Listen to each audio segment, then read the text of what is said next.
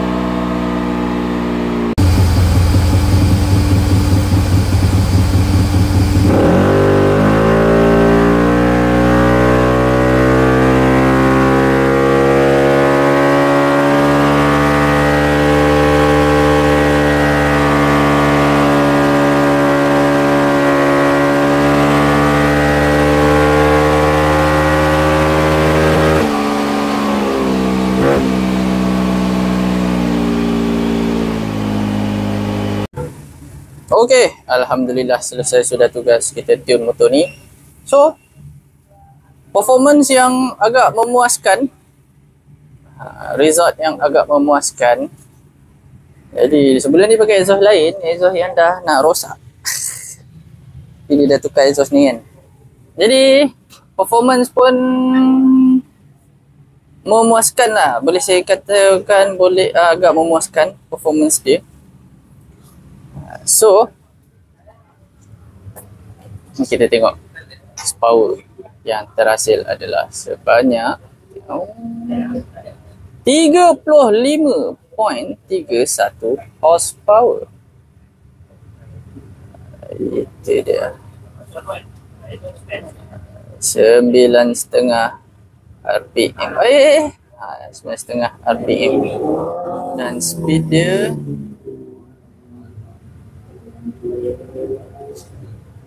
ya 198. Kita sampai dah ketuk kat off lah. Ni tuan motor pernah dikatakan masuk lekas order. Dia ajak masuk lekas. Dia ajak masuk lekas. Awak. 400 kilo ni. Betul sampai betul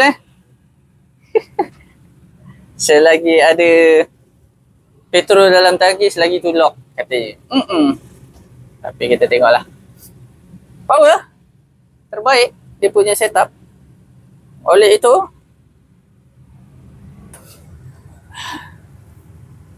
terima kasih kepada semua yang masih support Hanif Comeback dan juga Defy Dino Lab. Saya doakan anda semua murah rezeki dan dipermudahkan urusan dunia dan juga akhirat kelak. Amin ya rabbal alamin. Kalau korang ada pertanyaan tentang dyno tuning ke apa-apa semua, bolehlah contact Defy Dino Lab. Nombor ada dekat description box di bawah.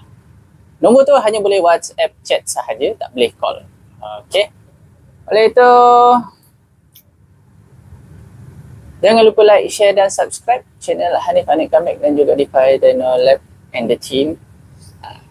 Jangan lupa like, share channel Hanif Comeback. Dan onkan button loceng yang berada di sekitar skrin televisyen ataupun gadget anda. Okey. So, terima kasih kepada semua sekali. Semoga kita berjumpa lagi di lain hari. InsyaAllah juga di lain konten. Jadi itu jaga kesihatan, jaga keselamatan. Jangan laju-laju atas jalan. Kita jumpa lagi di lain hari. Assalamualaikum.